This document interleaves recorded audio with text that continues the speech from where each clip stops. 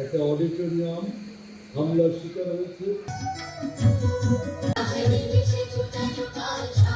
আমাদেরকে উপহার দেওয়ার জন্য বিগত 20 বছরে আমাদের সংস্কৃতিকে দলীয়করণ করে আমাদের সংস্কৃতির জগৎকে অনেক ক্ষতিগ্রস্ত করা হয়েছে।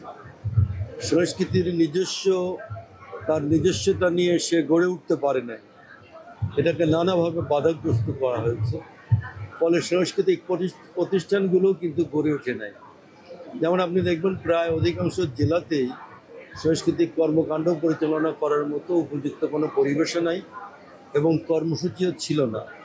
আমাদের মাননীয় প্রধানমন্ত্রী আমাদের নির্দেশনা দিয়েছেন বারে বারে, যাতে আমরা এখানে আমাদের গোটা বাংলাদেশের সাংস্কৃতিক কর্মকাণ্ডকে পুনর্গঠন করে আমরা একটা গণমানুষের সংস্কৃতি হিসাবে এটাকে দাঁড় করাতে পারি এবং মানুষের জন্য সুন্দর, সুস্থ, সাবলীল সংস্কৃতি গড়ে তোলা আজকে কিন্তু সময়ের দাবি।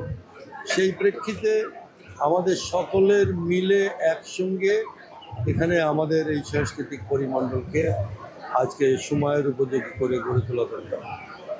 সেই দিক থেকে আমাদের মন্ত্রণালয় চেষ্টা করছে যে সাংস্কৃতিক ক্ষেত্রে আমাদের প্রচুর কর্মসূচি নেওয়া হয়েছে। আমাদের সমস্ত কর্মকাণ্ড, তার মধ্যে অবকাঠামো উন্নয়ন সহ এখানে আমাদের নানা ধরনের কর্মসূচি, প্রোগ্রাম ভিত্তিক কাজগুলো করা এবং শিল্পীদেরকে গড়ে তোলা